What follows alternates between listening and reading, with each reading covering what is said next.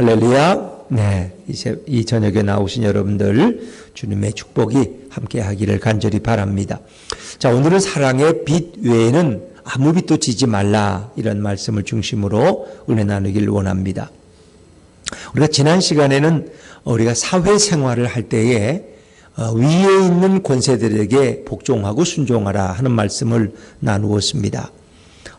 이 땅에 하나님이 주신 권위가 있는데 그 권위가 무너지면 이 땅에는 혼란이 오고 무질서가 오는 것입니다. 아프간의 대통령이 제일 먼저 도망가니까 모든 국방력이 무너지고 모든 조직이 다 무너져서 너무 쉽게 적어도 한 1년은 버틸 것이다 그랬는데 탈레반 반군들에게 정부군이 다 손들고 도망가 버려서 총도 버리고 도망가서 그만 며칠 안에 다 정복당하는 이런 혼란의 모습을 보게 됩니다. 사단은 그 틈을 이용하기를 원합니다. 그래서 가정에 부모의 권위가 무너지면 아이들이 뭘 보고 배우겠어요? 우리 부모는 못됐어. 우리 엄마 아빠는 욕심이 많아. 뭔가 좀 불만스러워. 그냥 공부만 하라 그러고 때리기만 하고 용돈도 안 주고 아주 불만이 많아. 그러나 그런 부모도 없는 것보다는 있는 게 낫다는 겁니다. 그런 부모마저 없으면 아이들은 그때부터 어떻게 되겠어요? 엉망진창이 되는 거예요. 아무도 그들을 간섭할 자가 없는 거예요. 대통령이 없었으면 좋겠다. 그런 대통령이 지키고 있으면 나라가 질서가 있는데 그런 대통령마저 없어지면 어떡할 거냐. 우리는 권위주의는 반대하지만 하나님이 내려주신 질서로서의 권위는 존중할 수 있어야 된다. 사단은 그 권위를 허물어뜨리는 거예요. 그럴 때 문제가 되는 거예요. 교회에 오면 담임 목사의 권위, 담임 목사가 뭐 특별해? 나도 목사님처럼 설교할 수 있어. 나도 신학교 왕년에 나왔다고? 이래서 목사의 권위를 다 허물어버리면 교회가 잘 될 것 같지만 그때부터 교회는 사단의 놀이개가 됐어요. 학교에서 선생님의 권위가 무너져 버리면 아이들은 자기 하고 싶은 대로 공부하기 싫어요. 놀아요. 그럼 놀고. 체육 싫어요. 나 그냥 밖에 나가기 싫어요. 그러면 안에서 그냥 놀고. 이게 뭐 수업이 되겠어요? 뭔가 거기에 질서가 있어야 될 거 아니냐. 그래서 권위를 가진 사람들은 그 권위를 하나님이 주신 권위답게 정당하게 바르게 사용해야 됩니다. 그렇지 않으면 그도 또한 사단의 이용을 당할 수가 있다는 거예요. 자, 오늘은 이제 이런 공동체적인 사회생활이 아니라 어떤 개인과의 관계 속에서 우리 삶의 원리를 설명하는데 오늘 8절 말씀을 다시 한번 읽어볼까요? 8절입니다. 8절 시작. 피차 사랑의 빛 외에는 아무에게든지 아무 빛도 지지 말라.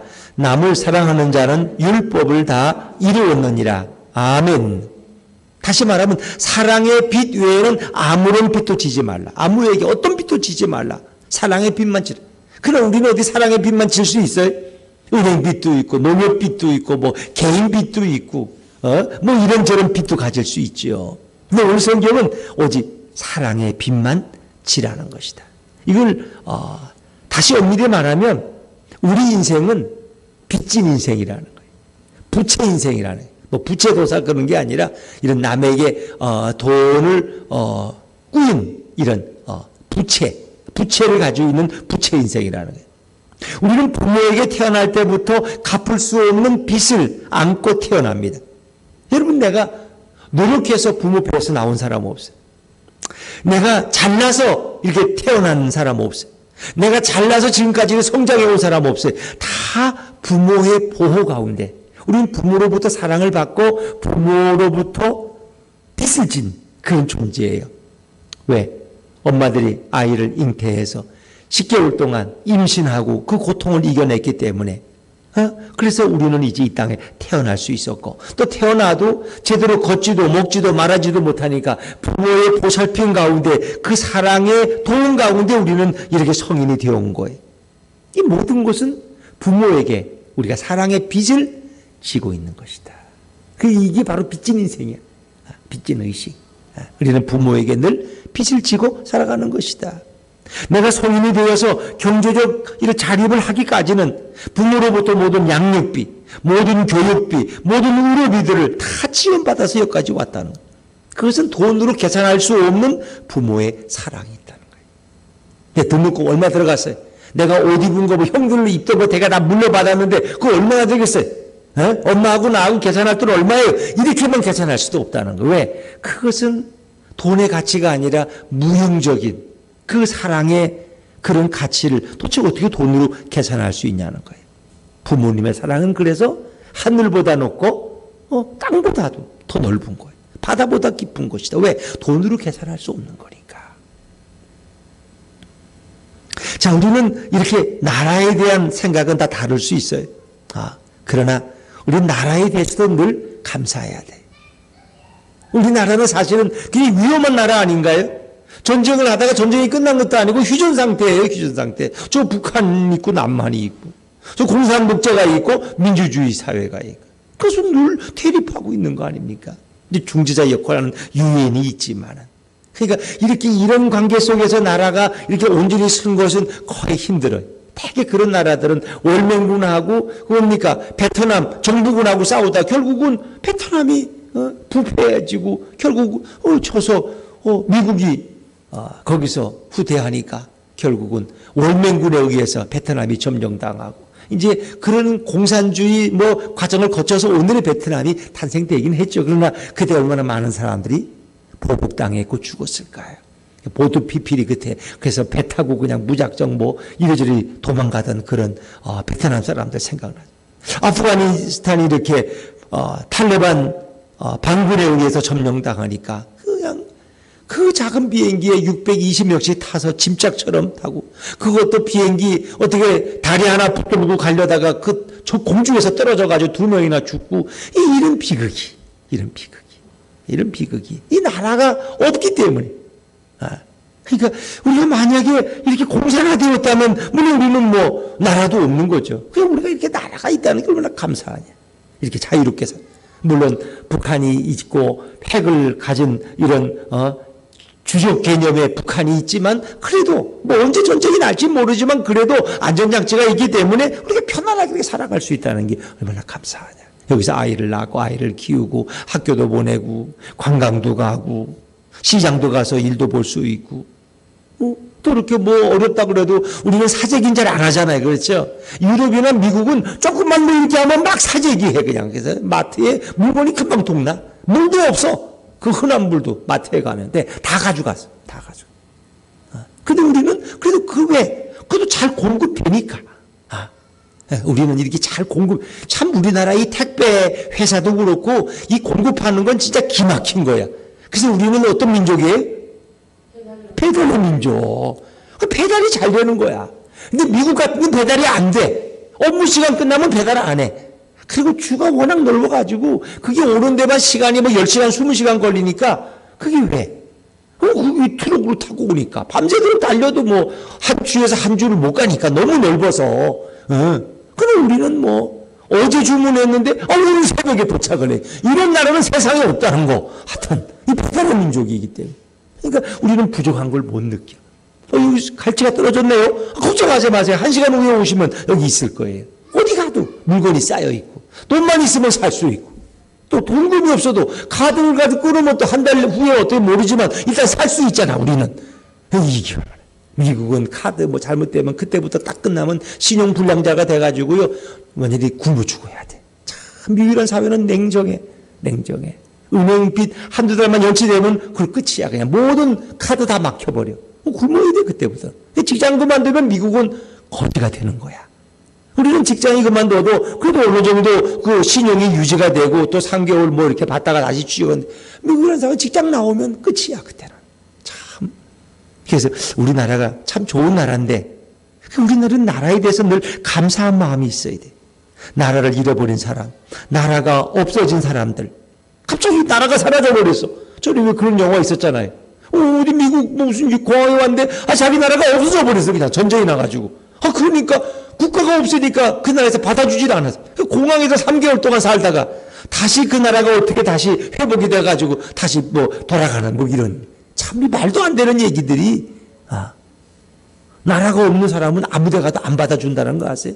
대한민국 여권은 세계에서 제일 인기 있는 여권이에요. 그 중국에 가면 제일 조심할 거 여권 잊어버릴까 봐. 외국에 가도 마찬가지고. 왜? 대한민국 여권이면 적어도 1,000만 원, 2,000만 원 이상의 가치가 있다는 거예요. 현금 거래가 되는 거예요. 우리는 이 여권이라는 게, 이 대한민국 국민이라는 이게 신분증 자체만도 1,000만 원, 2,000만 원의 가치가 있다. 그러니까 우리 나라에 대해서도 이렇게 늘 감사한 마음을 가지고 있어야 돼요. 우리 국가에 대한 빚. 우리가 뭐 나라를 세웠습니까? 그러나 나라가 나를 보호해주고 나에게 초등학교 공부는 이렇게 무료로 공부할 수 있도록 해주고 나라가 또 어려울 때 도와주고 이 나라에 대해서도 우리가 많은 빚을 지고 있기 때문에 우리가 세금 내는 것은 감사함으로 낼 수 있어야 돼요. 자, 또 우리가 8.15 광복을 했기 때문에 이렇게 자유로운 나라에서 독립된 나라에 살 수 있다는 게 얼마나 감사해요. 우리는 감사할 게 너무 많아. 그냥. 또 우리가 구원에 관해서도 얼마나 감사할 게 많아요. 왜? 내가 구원받기 위해서 뭐 내가 노력한 게 뭐 있어? 내가 얼마나 뭐 의롭게 살았어요? 내가 얼마나 구제를 많이 했어요? 내가 얼마나 선교를 몇백 독을 했어요? 그런 거 한 것도 없어요, 우리는. 그러나 예수님을 믿고 예수님의 보혈로 하나님께서 예수님을 이 땅에 보내주셔서 그분이 우리를 대신해서 나를 대신해 십자가에 죽으시고 피 흘리심으로 나 같은 죄인이 이렇게 용서함 받고 하나님의 자녀가 되었다는 이 사실은 얼마나 놀라운 것인가. 이게 다 뭐예요? 사랑의 빚이라는 거야. 우리는 국가에 대해 사랑의 빚을 지고 있는 거예요. 그러니까 군인들은 이 나라에 대한 거를 더 느끼기 때문에 젊은 그 시간 2년 3년을 국가를 위해서 헌신하고 전쟁이 나면 그들이 생명을 바쳐서 나라를 지키는 거예요. 자기 가족을 지키고 나라를 지키는. 왜? 사랑의 빚을 졌기 때문에. 국가로부터 많은 우리가 은혜를 입었기 때문에. 자, 그래서 우리는 다 사랑의 빚을 가지고 있고 오늘 성경은 피차 사랑의 빚 외에는 아무것도 지지 말라고 말씀하고 있다. 오늘 이 말씀이 갖는 중요한 메시지가 뭘까요? 먼저 이 말씀은 사랑을 받아본 사람, 구원받은 성도에게 주시는 말씀이다 하는 것입니다. 사랑을 받아보지 못한 사람은 남을 사랑할 줄 모릅니다. 남을 사랑할 줄 몰라. 왜? 사랑을 받아보지 못했기 때문에. 혹시 사랑을 누가 나한테 막 너무 친절하면 그게 불편한 거야. 아니 이 사람 왜 이래? 또 사기꾼 아니야?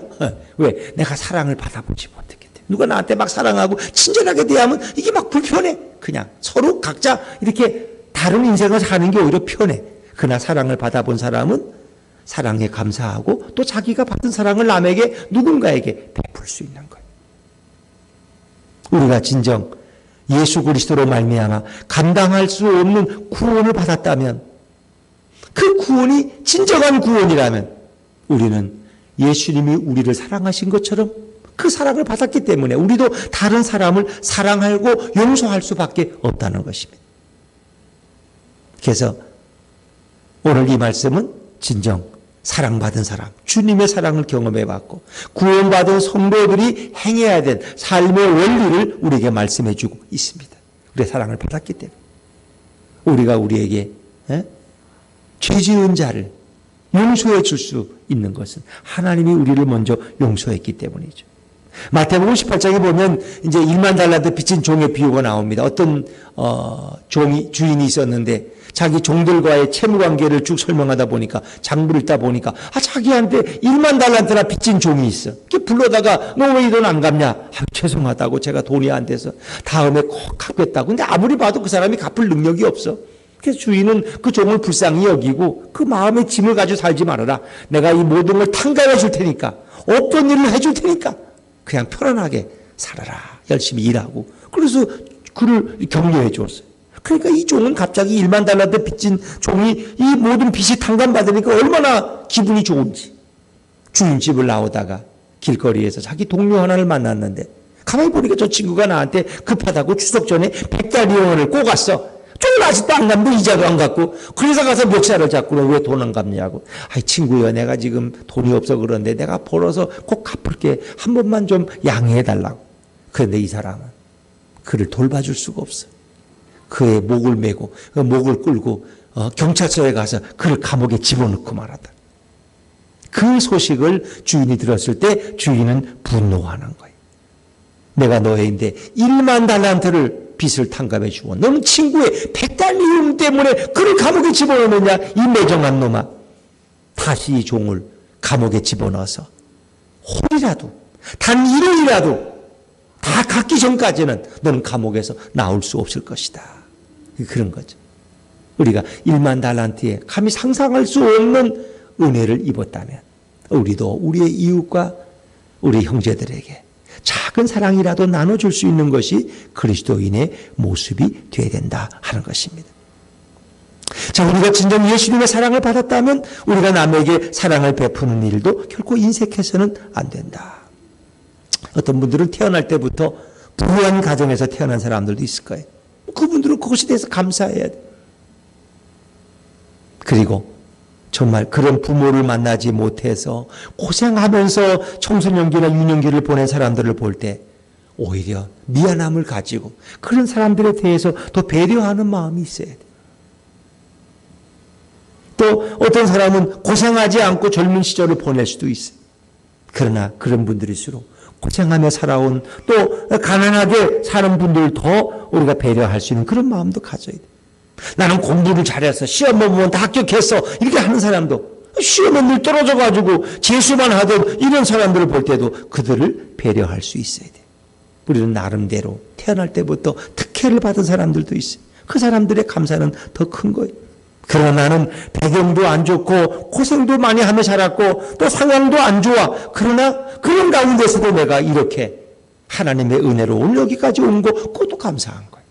나는 감사한 게 없어. 우리 부모는 지질이 가난하고 나는 학교도 못 가고 나는 뭐 이렇게 남들에게 그냥 고생만 하고 이제 나는 감사할 게 없다고. 그건 아니죠. 왜? 내가 이렇게 모든 여건이 안 좋지만은 정말 하나님이 내게 이렇게 믿음을 주시고 건강을 주시고 용기를 주셔서 내가 이렇게 어엿한 사회인으로 성장할 수 있었다. 이것 또한 감사한 거예요. 그래서 나처럼 어렵게 자란 사람들을 보면은 내가 더 도와주고 싶고 그런 사람들을 격려하고 싶고 용기를 잃지 말으라고. 나도 당신보다 더 어려운 처지였지만 나도 이만한 자리에 지금까지 올 수 있었던 것은 다 하나님의 은혜였다고. 이렇게 우리는 서로를 격려할 수 있는 거예요. 그러니까 우리는 참 어떤 자리에 있든지 사랑을 받은 사람은 사랑을 베풀 수 있어야 되고 주님의 사랑을 받아서 구원받은 성도들은 이 사랑을 누군가에게 나눠줄 수 있어야 되는데 그 사랑은 육적인 사랑도 있지만 영적인 사랑도 있는 거예요. 그래서 우리가 뭐 사랑하면은 복음을 전하고 그리스도의 사랑을 전하는 것도 사랑이지만 또 무언가 필요한 사람에게 물질적인 공급을 하는 것도 사랑이라고 할 수 있겠죠. 자, 또 두 번째 이 말씀 속에서 사랑이란 갚아도 다 갚을 수 없는 빚, 그것이 바로 사랑이라는 것입니다. 사랑은 갚을 수 없는 빚이다. 사랑이란 갚으면 갚을수록 더 커지는 거예요. 진짜 사랑은 하면 할수록 그 빚이 더 많아진다고 할 수 있어요. 사도 바울도 그가 고백한 것이 뭐예요? 로마서 1장 4절에 보니까 내가 헬라인에게나 야만인에게나 지혜 있는 자에게나 내가 다 빚진 자라. 자신을 복음의 빚진 자라고 그는 설명할 수 있어요. 어찌 보면 사도 바울처럼 우리는 어떻게 크리스찬들은 복음의 빚진 자들이에요. 내가 복음의 빚 때문에 내가 구원받고 하나님의 자녀가 되었다면 우리는 늘 빚을 지며 살아가고 있는 존재. 그런데 그 빚을 다 갚을 수 없는 그런 빚이라는 거예요. 그런 빚. 우리가 사람이 인생을 살면서 제일 비참한 게 빚쟁이로 사는 거죠. 그래서 우리가 어릴 때도 이렇게 경험해 보면은 빚쟁이들이 만약에 우리 집을 와서 이렇게 점령하고 있다. 그 참 비참한 거죠. 집에 들어갈 수도 없고 잠을 잘 수도 없고 공부도 못하고. 그건 너무 비참한 거예요. 세상에 제일 비참한 것이 죄의식과 빚쟁이에게 시달리는 것이에요. 그런데 우리 그리스도인들은 복음을 전해야 하기 때문에 복음을 전해야 되는데 전하지 못하는 그 안타까움 때문에 늘 복음의 빚진 자처럼 살아가는 존재가 우리 바로 성도이다. 그래서 예수 믿는 사람은 늘 사랑의 빚진 마음으로 복음의 빚진 마음으로 살아야 됩니다. 우리는 육신의 빚진 자가 아니라 영의 빚진 자다. 우리는 어찌 보면 거룩한 삶의 빚진 자라는 것입니다. 근데 이 빚은 갚아도 갚을 수 없는 빚이라는 거예요. 그 우리는 날마다 사랑의 빚진 자로 살아가는 거예요. 지금도 그렇고 10년 후도 그렇고 마지막 우리가 인종하기 전에도 나는 내 모든 빚을 다 갚았다. 그렇게 말할 사람은 없다는 거예요. 왜? 그 빚은 갚아도 늘 남아있는 빚이에요. 뭐 세상의 빚이라는 것은 이렇게 신고를 하면은 그 빚을 반으로 감해주기도 하고 또 3년이고 20년이고 내가 작정하고 갚으면 갚아나갈 수도 있고 내가 못 갚으면 자식 때에 가서 그 빚을 갚을 수도 있어요. 그런데 자식 때까지 가도 갚을 수 없는 빚이 바로 사랑의 빚이다. 사랑은 하면 할수록 우리는 부족함을 느낀다는 거예요. 나는 이만큼 사랑하면 돼서 그런 사람은 없다는 거예요. 내가 늘 사랑이 부족해. 이 주님의 사랑의 빚을 내가 갚아야 되는데 이런 늘 빚진 자의 부끄러운 마음을 가지고 어찌 보면 우리는 살아간다는 거예요. 세상에 떳떳한 사람은 없어요. 그리스도인들이 예수님 앞에 나와서 나만큼만 사랑하라고 해보세요. 나만큼만 충성하고 봉사하라고 해보세요. 이렇게 당당하게 말할 사람은 아무도 없다는 거예요. 우리는 늘 사랑의 부족함을 가지고 사랑의 빚진 자의 마음을 가지고 살아가는 거예요. 가끔 부모들은 자식에게 섭섭함을 느낄 때가 있어요. 아이들이 어릴 때는 그런 마음이 없어요. 왜? 아이들이 워낙 철석구리기 없고 어리니까. 그런데 아이들이 좀 커서 대학도 졸업하고 군대도 갔다 오고 결혼도 하고 그러면 이제 그때부터는 부모가 더 도와줄 건 없어요. 근데 그때부터 부모는 좀 섭섭함을 느껴. 아니, 이 녀석이 내 생일인데 이게 선물도 안 해오고 이거 이 녀석이 내가 지한테 한 게 얼마인데 이런 마음이 조금씩 들지 않겠어요? 이런 마음이. 또 어떤 이런 명절이 되었는데 뭔가 자식들이 부모한테 하는 게 좀 소홀한 것 같아. 그럴 때 우리는 뭔가 보상 심리에 대한 요구가 싹트기 시작하는 거예요. 좀 자식한테 내가 이제 이만큼 했으니까 자식들이 나한테 좀 뭘 좀 해야 되는 거 아니냐 하는 이런 보상받고 싶은 심리가 생긴다는 거예요. 근데 엄격히 말하면 보상받고 싶은 사랑은 사랑이 아니라는 것입니다. 사랑이란 상대방에게서 아무것이 돌아오는 것이 없어도 나는 그냥 무조건 나눠주고 베푸는 것이 진정한 사랑이라는 거예요. 그래서 우리가 부부관계에 이제 그런 걸 생각해. 서로 부부도 주고받는 게 있어야지. 내가 당신을 이렇게 하면 당신 나한테 뭘 좀 해주든지 말이야. 이래서 우리 실망한다는 거예요. 난 당신한테 다 이렇게 희생하고 헌신하는데 당신 나한테 생일 때 옷 한 번 해준 거 있어? 하면서 이렇게 이제 기분 나쁘게 자기 불평을 대하세요. 그런데 진정한 사랑이라는 것은 보상을 바라지 않고 그렇죠? 그건 나눠주는 거예요. 주님이 우리에게 보상을 바라겠어요? 내가 너희를 위해 십자가에 고난당하고 죽었다. 너가 이제 나한테 이제 뭐 할래? 너 11조 해가지고 언제 그거 다 채우고 언제 감사한금하고 충성해서 언제 할래? 그렇게 따지시겠어요? 그런 거 없어요. 우리는 그냥 그 은혜에 감사하고 찬양할 것밖에는 없다는 것입니다. 주어도 더 주어야 하는 것이 사랑이라. 이런 걸 깨달으면 상대방에게 실망할 게 있어요, 없어요? 실망할 게 전혀 없는 거예요. 사람한테 실망하는 경우는 나는 당신한테 이만큼 했는데 왜 당신은 나한테 아무것도 안 하냐는 거예요. 나를 뭘로 알고. 그런데 사랑은 그런 게 아니라는 거예요. 내가 당신을 위해서 이렇게 하고 해도 나는 주님의 사랑을 받은 거에 비하면 너무 부족하다. 나는 이 사랑을 더 베풀어야지 그 주님의 사랑의 100만 분의 1이나마 갚을 수 있다는 그런 마음으로 살아가야 된다는 거예요. 그래서 사랑하고 나서 잊어버리는 것이 바로 사랑이다 하는 것입니다. 자식을 위해서 자식이 물에 빠졌을 때 그 자식을 구하기 위해서 물에 뛰어드는 부모의 마음은 자신이 수영을 못한다는 것조차도 망각하고 뛰어든다는 거예요. 그것이 사랑이라는 거예요. 내가 참 수영을 못하지. 내가 못 뛰어들겠다. 미안하다 아들아. 그냥 혼자 어떻게 나와보든지 이런 게 아니고 난 수영을 못하면서도 자식이 빠졌으면 뛰어드는 것이 부모의 사랑이라는 거예요. 그러니까 사랑은 계산하는 게 아니에요. 내가 우리 아내한테 10을 줬는데 우리 아내는 나한테 3은 줘야 될 거 아니야. 나 이렇게 손해보면 못 살아 내가. 그렇게 생각하면 그 사랑이 처음부터 사랑이 아니었다는 거예요. 그건 흥정이야, 흥정.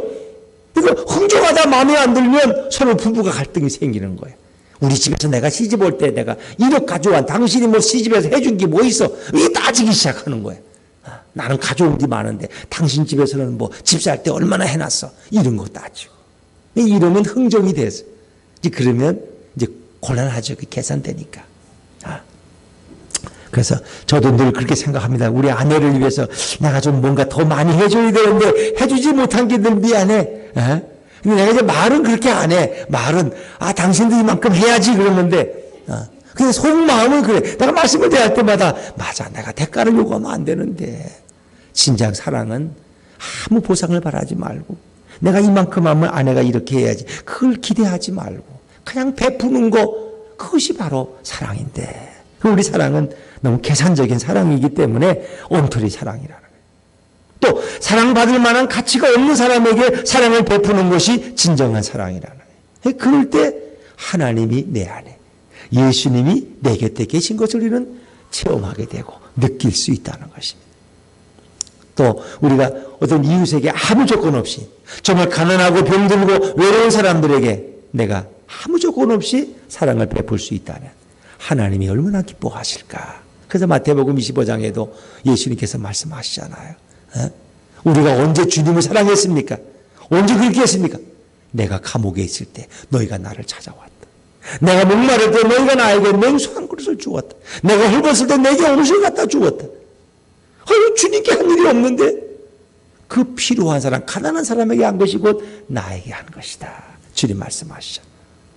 그러니까 그런 도움이 필요한 사람들에게 육체적인 사랑을, 물질적 사랑을 베푸는 것도 주님은 너무너무 기뻐하신다. 인도의 유명한 테레사 수녀는 일생을 다른 사람들을 위해서 이렇게 베풀었잖아요. 그죠? 근데 주님이 나에게 해주신 것에 비하면 내가 하는 건 아무것도 아니라는 거예요. 그렇기 때문에 그는 대가를 바라지 않고 이렇게 할 수 있는 거예요. 그러니까 여러분의 사랑이 진정한 사랑이라면 대가를 바라면 안 돼. 아내들도 남편에게 뭐 대가를 바라면 안 돼. 그럼 나만 뭐 이 집에 식목으로 뭐 죽다가 고생만 하는 거야?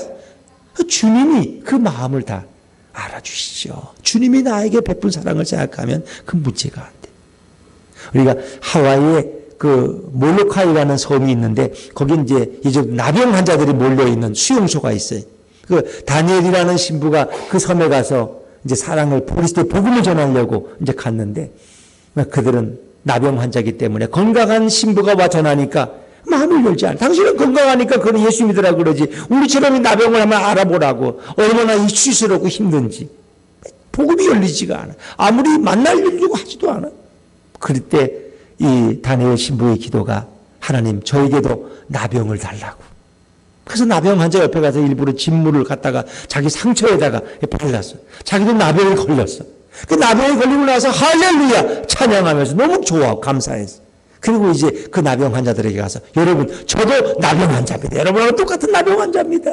그랬더니 그들이 마음을 열고 그 신부님을 받아들여서 그들에게 예수의 복음을 증거했다는 거예요. 그 나병 환자들이 다 예수 믿고 그 사랑 안에서 아름다운 공동체를 이룰 수 있었다는 거예요. 자, 우리의 사랑은 바로 이런 것이 아닌가. 계산하고 흥정하고 따지는, 그거는 처음부터 사랑이 아니었어.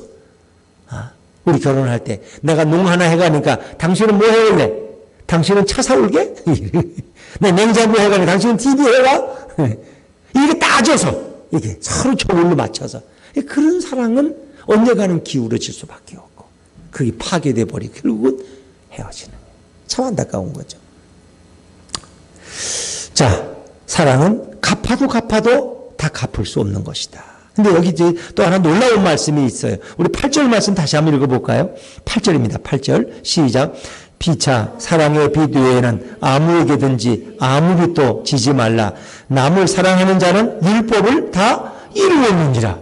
허니 율법을 다 완성한데 사랑하는 사람, 이런 사람이 있을까? 사랑이 얼마나 위대하면. 조건 없이 사랑하는 사람은 율법을 완성했다는 건 뭐예요? 율법을 다 지킨 것과 동일하다는 거예요. 그럼 세상에 율법을 다 지킨 사람이 어디 있어요? 이런 말씀을 하실 분은 예수님밖에 없어. 예수님은 내가 율법을 폐하려는 것이 아니라 내가 율법을 완성하려고. 왜? 그분은 무죄하시기 때문에. 그 인간들은 내가 누구 좀 사랑한다고 어떻게 율법을 다 이룰 수 있어? 자, 우리 9절 말씀 읽어봐요. 9절입니다. 9절 시작. 간음하지 말라, 살인하지 말라, 도둑질하지 말라, 탐내지 말라 한 것과 그 외에 다른 계명이 있을지라도 내 이웃을 내 자신과 같이 사랑하라 하신 그 말씀 가운데 다 들었느니라. 그러니까 레위기 19장에 보면은 가장 큰 구약의 계명이 내 이웃을 내 몸같이 사랑하고 그 앞에 주 너의 하나님을 너의 마음과 목숨과 뜻과 정성을 다하여 사랑하라. 이 두 가지 계명이 가장 큰 계명이에요. 하나님을 사랑하고 이웃을 사랑하라. 그런데 오늘 말씀해 보니까 이런 계명이 뭐예요? 이 이웃을 내 몸같이 사랑하라고 하신 그 말씀 가운데 이런 계명이 다 들어있다는 거예요. 이걸 어떻게 이해할 수 있겠냐 말이에요. 어떻게 이해할 수 있겠냐. 여러분, 우리 인간의 사랑의 행위는 완전해요, 부족해요? 부족하죠. 우리는 늘 사랑을 해도 계산이 빠르고 뭔가 이게 자기 이기적인 목적으로 사랑할 때 하는 척 할 수도 있고 늘 사랑이 부족해요. 우리 사랑은. 그래서 우리 인간 자체도 완전할 수가 없어요. 로마서 7장에 보면은 바울은 기막힌 고백을 해요. 하나님의 율법은 완전하고 의로운데 육신의 몸을 입은 우리는 그 율법을 다 지킬 수가 없다는 거예요. 그래서 마음은 원이로되 육신이 말을 듣지 않는 거예요. 우리는 이웃을 폭로를 품지 말아라. 그러니까 폭로가 생겨요. 사랑을 하는데 자꾸 미움이 생겨. 이게 인간의 부족한 거예요. 우리가 예수를 믿는다고 다 모든 문제가 해결되는 건 아니에요. 예수 믿고도 때로는 우리가 범죄하기 때문에 그 범죄의 그 죄책감과 고통을 경험할 수도 있어요. 자, 누구든지 마음으로는 하나님의 법을 사랑하지만 육신으로는 자꾸 죄의 법에 끌려가는 게 너무나 많아요. 마음은 사랑해야지, 용서해야지. 그런데 육신적으로는 그게 안 돼. 점점 미워하게 되는 거예요. 로마서 8장 1절에 보니까 이런 말씀이 있어요. 그러므로 이제 그리스도 예수 안에 있는 자에게는 결코 존재함이 없나니 이는 그리스도 예수 안에 있는 생명의 성령의 법이 죄와 사망의 법에서 너를 해방하였습니다 하는 말씀이 있어요. 그리스도 예수 안에 있는 자에게는 결코 존재함이 없다니 생명의 성령의 법이 죄와 사망의 법에서 너를 구원하였다 하는 것입니다. 이 생명과 성령의 법이 임하면 육신의 욕망이 나를 더 괴롭힐 수 없다는 거예요. 이 육신의 욕망이 내 몸에서 도망간다는 거예요. 생명의 성령의 법은 뭐예요? 다시 말하면 성령이 내게 임하는데 성령의 충만함을 말씀하는 거예요. 그래서 우리는 성령의 충만을 사모해야 돼. 성령의 충만이 내게 임하면 우리는 어떻게 해요? 내 힘으로는 내 미움과 증오와 이것을 죄를 이길 수 없지만 성령이 내 안에 충만한 힘을 주시면 우리는 그 모든 악을 이길 수 있다. 사랑할 수 없는 사람을 사랑할 수 있는 믿음과 용기를 갖게 되는 거예요. 그러니까 이렇기 위해서는 나의 부족함을 주님께 고백할 수 있어야 돼요. 예수님, 제가 너무 부족합니다. 이것이 저의 한계입니다. 제가 이것밖에 안 되는 게 주님 앞에 너무 죄송스럽습니다. 하나님, 저를 좀 도와주십시오. 제가 사랑할 수 없는 사람을 사랑할 수 있는 좀 힘을 주십시오. 우리 성령의 도움을 구해야 돼. 주님의 도움을 구해야 돼. 그럴 때 성령님이 우리를 도와주신다는 거예요. 내 안에 계신 예수님께서 우리에게 힘을 주시고 용기를 주시는 거예요. 이게 성령이 우리 안에 들어오시면 하나님의 사랑이 우리에게 부어지게 되고 그 하나님의 사랑이 우리 마음에 가득 찰 때 우리는 그 사랑으로 행동할 수 있고 사랑으로 살아갈 수 있다는 것입니다.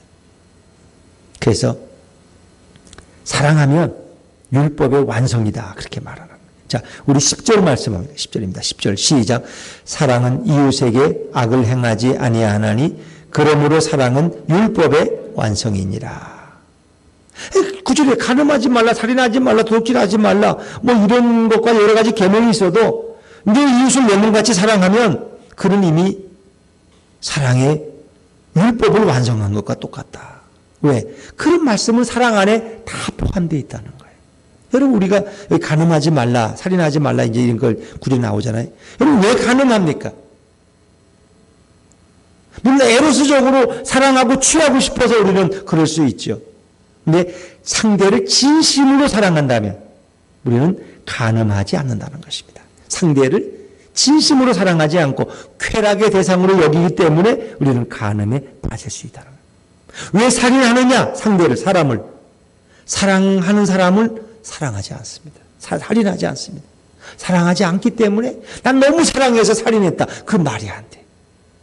뭐 어떤 남성이 어떤 여성을 사랑했다. 자기 마음대로 해달라는 대로 안 해주니까 살인했다. 그 사랑하는 게 아니에요. 그 여자를 자기의 그 도구로 사용하고 싶어 하는 거예요. 자기 뜻대로 안 되니까 화가 나서 그 죽여버리는 거예요. 그 사랑이 아니에요. 그 집착이고 범죄지.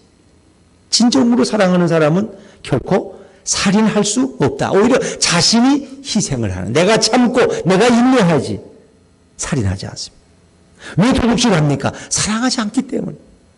내가 그 물건을 도둑질하면 그 사람이 그 물건을 잃어버리고 얼마나 가슴 아파하고 상심에 빠지겠어요. 사랑하지 않기. 사랑이 없기 때문에 남의 물건을 우리 쓱싹하고 도둑질할 수 있는 거예요.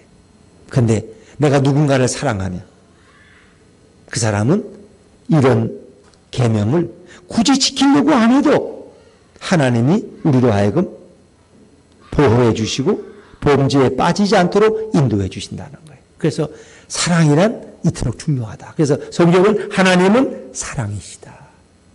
예수님은 사랑의 주가 되시는 거예요. 우리를 사랑하기 위해서 이 땅에 오셨고 그분은 사랑으로 살아가셨고 사랑으로 자신을 내어주셨어요. 우리에게 사랑을 가르쳐 주셨어요.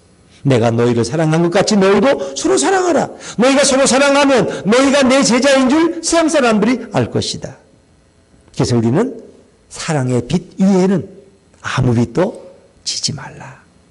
우리가 받은 그 사랑의 빛을 가지고 형제와 이웃과 가족을 사랑하자. 어떻게 할 수 있느냐?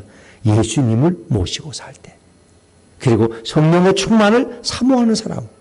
우리 예수님께서 사랑할 수 있는 힘을 주시고 용서할 수 있는 마음을 주셔서 우리로 하여금 사랑할 수 있게 하신다. 그것이 오늘 성경이 말씀하고 있는 거예요. 정말 실천하기 참 어려운 거예요. 제 목사인 저 자신도 늘 이런 말씀에 늘 마음이 걸려요. 아이고, 내가 우리 아내도 잘 사랑하지 못하는데 우리 성도들을 사랑하지 못하면서 내가 누구를 사랑한다. 그럼에도 불구하고 우리는 포기해서는 안 돼. 늘 주님을 모시고 성령의 충만을 사모할 때 우리는 언젠가는 정말 계산하지 않고 사랑할 수 있는 그런 마음을 주님께서 우리에게 주실 줄로 믿습니다.